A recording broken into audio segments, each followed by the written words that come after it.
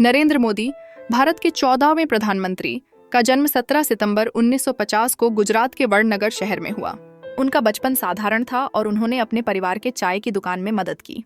युवावस्था में ही उन्होंने राष्ट्रीय स्वयंसेवक संघ (आरएसएस) से जुड़कर राजनीति में कदम रखा। मोदी ने अपनी प्रारंभिक शिक्षा वडनगर में पूरी की और बाद में उन्होंने दिल्ली विश्वविद्यालय से स्नातक की डिग्री प्राप्त की। उनके जीवन में कट्टरपंथ और राष्ट्रवाद का महत्व था, जिससे उन्होंने युवा नेतृत्व के रूप में पहचान बनाई।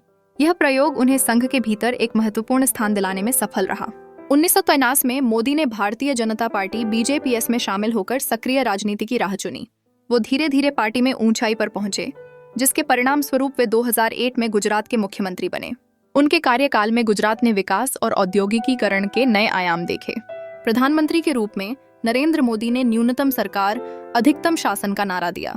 उनके नेतृत्व में सर्वे भवन्तु सुखिनः की भावना के साथ कई योजनाएं शुरू की गईं, जैसे स्वच्छ भारत अभियान, मेक इन इंडिया और डिजिटल इंडिया।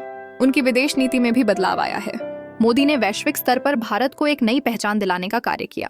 कई देशों के साथ संबंध मजबूत बनाए, जिससे भारत की स्थिति अंतर्राष्ट्रीय मंच पर उजागर हुई।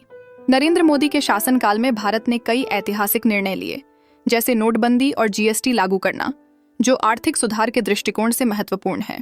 ये निर्णय उन्हें एक तेज तर्रार नेता के रूप में स्थापित करते हैं। उनकी नेतृत्व शैली में जनता से सीधा संवाद करने का एक नया तरीका देखने को मिला, जिसमें मन की बात कार्यक्रम के जरिए वे नागरिकों से बातचीत करते हैं।